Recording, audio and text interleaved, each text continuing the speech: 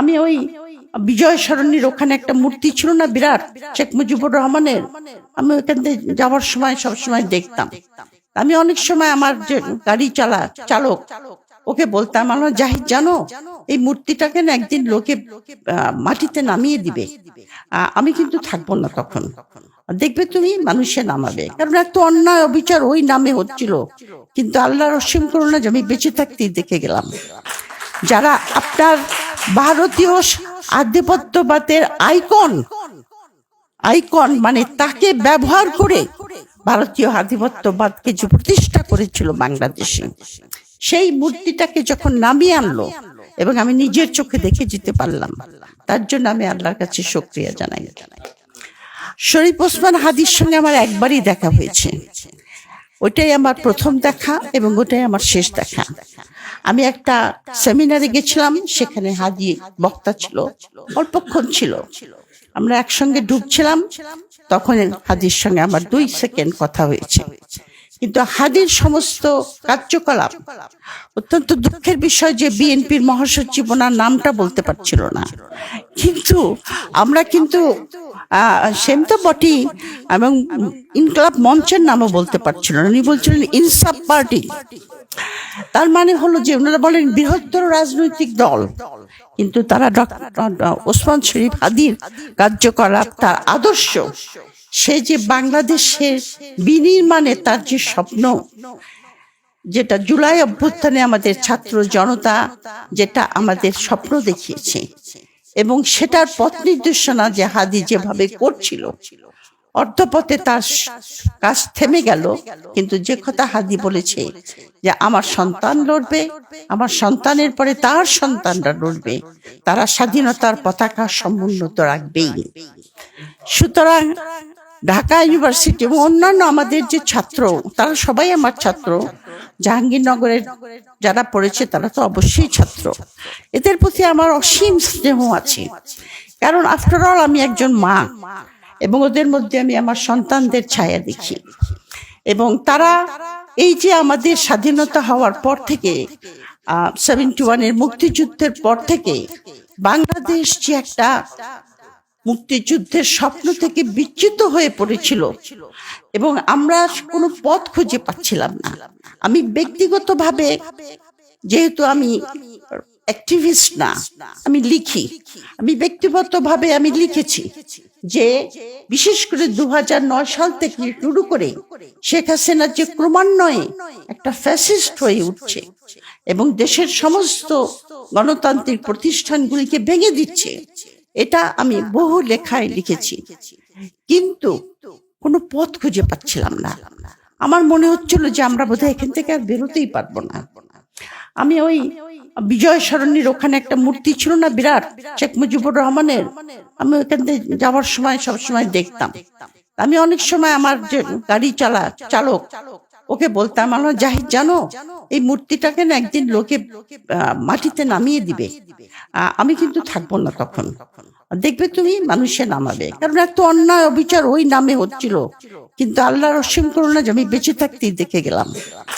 যারা আপনার ভারতীয় আধিপত্যবাদের আইকন মানে তাকে ব্যবহার করে ভারতীয় আধিপত্যবাদকে যে প্রতিষ্ঠা করেছিল বাংলাদেশে, সেই মূর্তিটাকে যখন নামিয়ে আনলো এবং আমি নিজের চোখে দেখে যেতে পারলাম, তার জন্য আমি আল্লাহর কাছে শুকরিয়া জানাই। আর দ্বিতীয় কথা হলো আধিপত্যবাদটা কি? আধিপত্যবাদটা কিন্তু আপনার সরাসরি যারা ব্রিটিশ আমাদেরকে 200 বছর শাসন করেছে, ওই শাসনটা ছিল সরাসরি। যদিও আমাদের এখানে বেঙ্গলে, ইস্ট বেঙ্গলে আমরা কিন্তু ব্রিটিশের অধীনে ঠিক ছিলাম না, আমরা ছিলাম জমিদারদের শাসনে। সুতরাং আমাদের এখানে ব্রিটিশের ইনডিরেক্ট রুল ছিল, যার জন্য আমাদের এখানকার এলাকার লোকরা অত্যন্ত বঞ্চিত ছিল, অত্যন্ত অপ্রেস ছিল, অত্যন্ত দরিদ্র ছিল। হাসানুজ্জামান আরো ভালো বলতে পারবেন কি অবস্থা এখানে ছিল। আধিপত্যবাদ হলো আপনার যে বাইরের একটা শক্তি আপনার দেশের রাজনীতি, অর্থনীতি, সংস্কৃতি, প্রতিরক্ষা, মানুষের জনজীবন সবকিছুকে পরিচালিত করবে, যুদ্ধ করে নয়, অথবা সরাসরি নয়। তারা কি করবে? বিভিন্ন ধরনের কলা কৌশল, যেটা এই বইটার মধ্যে খুব সুন্দর করে আমি চ্যাপ্টারগুলি দেখলাম, খুব সুন্দর করে লেখক তুলে ধরেছেন যে কত রকম কৌশলের দ্বারা যে জিনিসটা ঘটে সেটা হলো মানুষের মননকে অধিকার করে নেয়, মানুষের চিন্তা, মানুষের মানসিকতা, মানুষকে চিন্তা করতে শিখায় যে আমার কোনো নাই, স্বকীয়তা নাই, আমি একটা আমার কোনো চিন্তা করার ক্ষমতা নাই, আমি কে আমি তা জানি না, আমাকে বাইরের শক্তি যা করতে বলছে আমি তাই করব। এটাই হলো আধিপত্যবাদ, বা যেটাকে আমরা বলি হেজিমনি। হেজিমনি কথাটা সবচেয়ে প্রথম বলেছেন গ্রামস্কি বলে একজন পলিটিক্যাল ফিলোসফার, এবং এই হেজিমনি কথার সময় তিনি সবচেয়ে বেশি ইম্পর্টেন্স দিয়েছেন বা গুরুত্ব দিয়েছেন, সেটা হলো কালচারাল হেজিমনি, মানুষের মনকে অধিকার করে নেওয়া। এটা কিন্তু একটা বিশাল ব্যাপার। ওয়েস্ট বেঙ্গলের একজন লেখক আছেন আশিস নন্দী, নিশ্চয়ই নাম শুনেছে যারা ছাত্রছাত্রী, তার একটা বই আছে, বইটার নাম হলো ইন্টিমেট এনিমি। তার মানে হলো যে ওই শক্তিটা আমার বন্ধু বেশে, কিন্তু সে আমার অন্তরকে অধিকার করে নিয়েছে, অধিকার করে নিয়ে সে আমাকে চালিত করছে। এটাই হলো আধিপত্যের একটা ভয়ঙ্কর রূপ, এবং এই আধিপত্যকে প্রতিহত করতে হলে, এবং আমি অত্যন্ত কৃতজ্ঞ আমার ইয়াং জেনারেশনের কাছে যে 5th of July রেভলিউশনটা হয়েছে, কারণ আমি ভাবতে পারি নাই যে আমি বেঁচে থাকতে হাসিনার পতন দেখে যাব।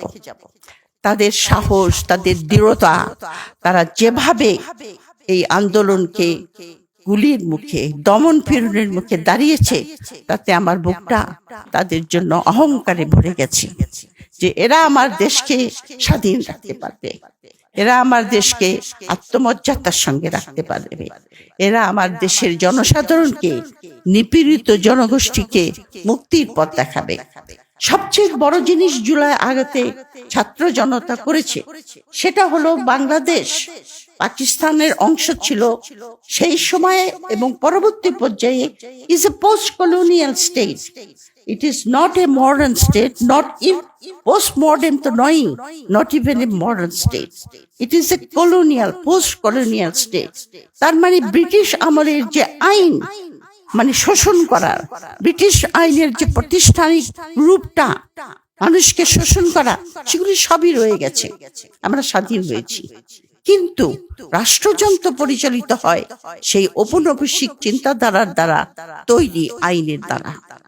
এই পোস্ট কলোনিয়াল স্টেটগুলিকে চালায় সেই দেশগুলির এলিট শ্রেণী। এই এলিট শ্রেণীর মধ্যে পলিটিক্যাল পার্টি আছে, আর্মি আছে, সুশীল সমাজ আছে, ব্যুরোক্রেসি আছে, ইউনিভার্সিটির টিচারও আছে। এই এলিটরা রাষ্ট্রযন্ত্রকে ব্যবহার করে।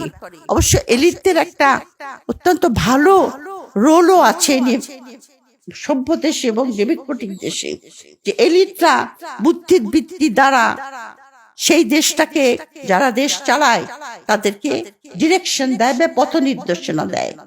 কিন্তু যেখানে এলিটরা জনগণকে বঞ্চিত করে, রাষ্ট্রযন্ত্রকে ব্যবহার করে নিজেদের স্বার্থের জন্য পরিচালিত করে, তাদেরকে যেটা বলা হয় যে তারা হলো তোমার পেটি বুর্জুয়া, বা যারা মানে এলিটের নাম ধরে জনগণকে ঠকায়। 24-এর আন্দোলন বা আপরাইজিং বা বিপ্লব, যেটাই আপনার বলেন না কেন, আমি মনে করি যে ওটা ছাত্র জনতার সঙ্গে বাংলাদেশের 80% লোক ছিল আপনার প্রান্তিক জনগোষ্ঠী। আপনি দেখেন যারা মারা গেছে তারাও কিন্তু বেশিরভাগই প্রান্তিক জনগোষ্ঠী, যারা আহত হয়েছে তারাও প্রান্তিক জনগোষ্ঠী, কারণ তাদের জীবন কিন্তু চরম হতাশায় পৌঁছে গেছিল। পুলিশের অত্যাচার, ডিপ্রাইভেশন, স্বাস্থ্য, শিক্ষা, রাষ্ট্রের কোন রকম সুযোগ সুবিধাই তারা পাচ্ছিল না। এই অভ্যুত্থানের দ্বারা ছাত্র জনতা বাংলাদেশের ওই এলিটকে আঘাত করেছে এবং তাদেরকে ভাঙতে চেষ্টা করেছে, এবং এখনো চেষ্টা করে যাচ্ছে। এলিটরা এখন পর্যন্ত কিন্তু তাদের অবস্থানকে সুদূরেই রেখেছে বলে আমি মনে করি। এলিটদেরকে আমরা ভাঙতে পারি নাই। এখন নির্ভর করবে, এবং ওসমান হাদি, শরীফ ওসমান হাদির আমি তাকে ফলো করতাম, সেই যে কথাগুলি বলেছে যে কেমন করে আমরা বাংলাদেশকে সেই বিনির্মাণের পথে নিয়ে যাব, সেই কাজটা এখন অসমাপ্ত। সেই কাজটা তোমাদের করতে হবে, কিন্তু তোমাদের সঙ্গে আমাদের মতো লোকদেরকেও করতে হবে। কারণ আমরা আমাদের কাজ করতে চেষ্টা করেছি, কিন্তু আমরা সাকসেসফুল হই নাই, আমাদের সাফল্য আসে নাই। আমাদের জেনারেশনের কথা বলছি আমি। কিন্তু আমরা যারা যারা ছাত্র জনতা, ইয়াং গ্রুপ, আমি এদের কথা শুনলাম, অনেকে এখানে যারা বক্তব্য দিয়েছে, এবং আমি খুব ইমপ্রেসড হয়েছি তাদের কথায়, যে এই আধিপত্যবাদকে রোধ করতে হলে কি কি করতে হবে। কথাগুলি অত্যন্ত সুন্দর বলেছে, যে যে সমস্ত প্রতিষ্ঠানের দ্বারা আধিপত্যবাদ প্রতিষ্ঠা হয়েছে তার বিপরীতে আমাদের সেরকম প্রতিষ্ঠান গড়ে তুলতে হবে, কালচারাল, পলিটিক্যাল, হোয়াটএভার। সেটা কি কি করে কাউন্টার করতে হবে। সবচেয়ে বড় কথা, ভারতীয় আধিপত্যবাদ যে আমাদের এখানে প্রতিষ্ঠিত হয়েছে, সেটা ভারতীয়রা কার দ্বারা করেছে? আমার দেশের লোকদের দ্বারাই তো করেছে। হাসিনা যে ফ্যাসিস্ট হয়ে উঠেছে, হাসিনা কি একলা একলা ফ্যাসিস্ট হয়ে উঠেছে? হাসিনাকে সাহায্য করেছে ব্যুরোক্রেসি, হাসিনাকে সাহায্য করেছে মিডিয়া, হাসিনাকে সাহায্য করেছে আর্মি, সবচেয়ে বেশি সাহায্য করেছে আমাদের প্রাণপ্রিয় আর্মি। কিন্তু সেই জন্যই সে এখানে পৌঁছেছে। যখন বিডিআরের আপনার পিলখানার হত্যাকাণ্ড ঘটলো, সেটা কিন্তু ছিল বাংলাদেশের সার্বভৌমত্বের উপরে আঘাত। হাদির হত্যাকাণ্ডটাও কিন্তু আমাদের সার্বভৌমত্বের উপর আঘাত। কারণ অ্যাক্রস দি বর্ডার থেকে যদি কেউ এসে আমার দেশের লোককে মেরে যায় তাদের পলিটিক্যাল উদ্দেশ্যকে সফল করার জন্য, সেটা আমি মনে করব সার্বভৌমত্বের উপরে আঘাত হয়েছে। আমাদের পিলখানার সময় আঘাত হয়েছে, আমরা কিছু বলি নাই। শাপলা চত্বরে হয়েছে, আমরা কিছু বলি নাই। গুম হয়েছে মানুষ, আমরা কিছু বলি নাই। আজকে যারা প্রথম আলো আর ডেইলি স্টারের জন্য রাস্তায় দাঁড়িয়েছে, এই মুখগুলি অত্যন্ত চেনা। এরা নিজেদেরকে সুশীল বলে, আমি বলি এরা হলো ওয়েদার কক বা মৌসুমী সুশীল। মানে যখন তাদের এজেন্ডা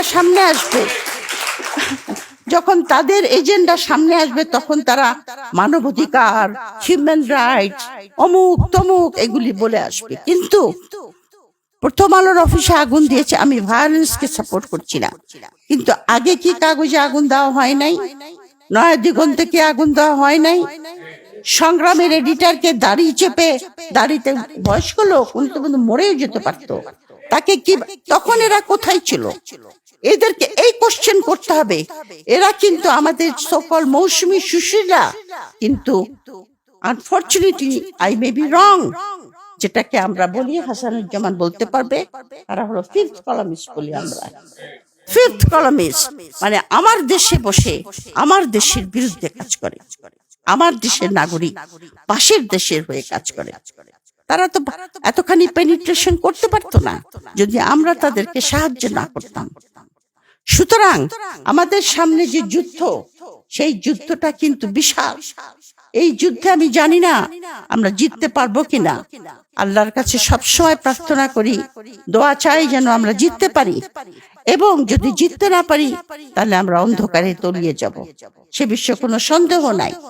আর একটা জিনিস আমাদেরকে প্রমাণ করতে হবে যে আমাদের দেশের 90% উপর লোক মুসলমান, আমরা মুসলিম, কিন্তু আমাদের মধ্যে বিভিন্ন ভাবে আমি দেখি ইন্ডিয়ান হিস্ট্রি, তখন এটা তো হাসানুজ্জামান আমার যারা ইন্ডিয়াতে যে সমস্ত বিখ্যাত ঐতিহাসিক, ধরেন আর.সি. মজুমদার অথবা যদুনাথ সরকারের মতো লোকেরা, তাদের হিস্ট্রি পড়লে কি দেখা যায়? মুসলমানদের প্রতি ঘৃণা। অথচ যখন মোহর আলী ইতিহাস লেখে তখন আমরা তাকে বলি কমিউনাল, কারণ সে মুসলমানের পক্ষে লেখে। এই যে একটা হীনমন্যতা আমাদের মধ্যে দিয়ে দিয়েছে। এমনকি 71-এর কনস্টিটিউশন তৈরি করার সময়, যেটা ইন্ডিয়ার ছায়াতে তৈরি হয়েছে, দেখেন তার মূলনীতির মধ্যে কি ছিল? সেকুলারিজম। আচ্ছা, সেকুলারিজমের কথাটা লেখার কি দরকার? তার মানে বলতে চাচ্ছি যে আমরা সেকুলার না, সংবিধানে লিখতে হবে। অথচ ঐতিহাসিক ভাবে এখানকার জনগোষ্ঠী সেকুলার। যখন সুলতানি আমল ছিল, পালদের আমল ছিল, মোগলদের আমল ছিল, বড় বড় scholar like Eaton and Asim Sen and others, যারা ইসলামাইজেশনের উপর বই লিখেছে সাউথ এশিয়াতে, তারা পর্যন্ত বলেছে যে এখানে কোন রকম ফোর্সফুল কনভার্সন হয় নাই, এখানকার ইসলাম প্রচার হয়েছে সুফিদের দ্বারা। সুতরাং এই যে একটা হীনমন্যতা আমাদের ভিতরে ঢুকে দিয়েছে যে আমরা মুসলমান মানি আমরা কমিউনাল, সেকুলারিজম রাখতে হবে আমার সংবিধানে। কেন? আমরা সবসময় সেকুলার, সব সময় সেকুলার। সুলতানি আমলে সুলতানদের বড় বড় পজিশনে হিন্দুরা করতো, চাকরি করতো। তারপরে পাল আমলে তো রীতিমতো, তখন অবশ্য মুসলমান ছিল না, কিন্তু হিন্দুদেরকে তো তারা কোনো পারসিকিউট করে নাই। এটা আমাদের ঐতিহ্য, এটা আমাদের ইতিহাস, এটা আমাদের কাউকে বলে দিতে হবে না যে আমি সেকুলার। আমি সেকুলার, আমি মুসলিম, কিন্তু আমি সেকুলার। আমি অন্য ধর্মের যারা বাস করে তাদেরকে সম্মান করি। তারা যে সমস্ত ধর্মীয় অনুষ্ঠান করতে চায় সেখানে তারা এগুলি ফ্রিলি করতে পারে। এখানে আমাদের তাদের কোনো কমিউনাল ফিলিংস নাই। সুতরাং আমাদের এই হীনমন্যতা থেকে বের হয়ে আসতে হবে। আগেও আমাদের কিছু বক্তা বলেছেন আমাদের জ্ঞান অর্জন করতে হবে, কারণ বুদ্ধিবৃত্তির দ্বারা আপনার ছাড়া এই যুদ্ধ জয় করা যাবে না। আমার মনে আছে আমি যখন আমার হাজবেন্ড কলম্বিয়াতে যখন ছিলেন, আমি তখন কলম্বিয়াতে আমার পিএইচডি থিসিসের জোগাড় করছিলাম, মেটেরিয়াল। তো ওদের কলম্বিয়া ইউনিভার্সিটির লাইব্রেরিতে, মেইন লাইব্রেরিতে অনেকগুলি লাইব্রেরি আছে। একটা লাইব্রেরি আছে বাটলার হল লাইব্রেরি, বিশাল, মানে কত তলা, বেসমেন্ট পর্যন্ত খালি বইয়ের ঠাসা। আমি বাসায় এসে আমার হাজবেন্ডকে বললাম, আসলে না আমেরিকানদেরকে হারানো যাচ্ছে না, বা অথবা পৃথিবীর এত বড় পাওয়ার হয়েছে বিকজ অফ দেয়ার জ্ঞান চর্চা, বিকজ তারা এত পড়াশোনা করে। এখন অবশ্য ট্রাম্পের আমেরিকার কথা বলছি না আমি, কিন্তু আমেরিকা আজকে যেখানে উঠেছে খালি বুদ্ধিবৃত্তির চর্চা করা। এমনকি ইন্ডিয়াতে আমি বলবো, ইন্ডিয়াতে যে জাতীয় বুদ্ধিবৃত্তির চর্চা হয় আমার দেশে তার 1% হয় না। ইন্ডিয়াতে বহুত থিঙ্ক ট্যাঙ্ক আছে, বহুত স্কলার আছে, যারা ক্রমাগত ইন্ডিয়ার সিকিউরিটি, ইন্ডিয়ান নেশন, ইন্ডিয়ান কত এগুলি নিয়ে বুদ্ধিবৃত্তির চর্চা ছাড়া এই যুদ্ধে জয় করা যাবে না। আর একটা হলো চর্চা করতে হবে আমাদের সংস্কৃতি, যেটা ওসমান হাদি শুরু করেছিলেন। আমাদের সংস্কৃতি অত্যন্ত রিচ।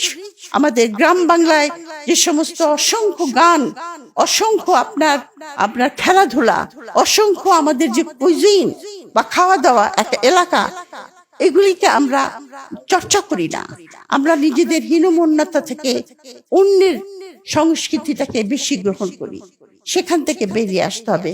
লাস্টলি আমি বেশি সময় নিয়ে ফেলছি, লাস্টলি আমি যেটা বলবো সেটা হলো আমার দেশে একটা জনমূল পরিচালিত একটি সরকার, তৃণমূল জনগোষ্ঠী দ্বারা পরিচালিত একটি ডেমোক্রেসি দরকার, গণতন্ত্র দরকার। ওই গণতন্ত্র নয় যে একদিনের ভোটে গণতন্ত্র আসবে। একদিনের ভোটের পরে যেটা আসবে সেটাকে আমাদের করতে হবে অ্যাকাউন্টেবল এবং ডেলিবারেটিভ, মানে জনগণ কন্টিনিউয়াসলি সেটার মধ্যে পার্টিসিপেট করবে।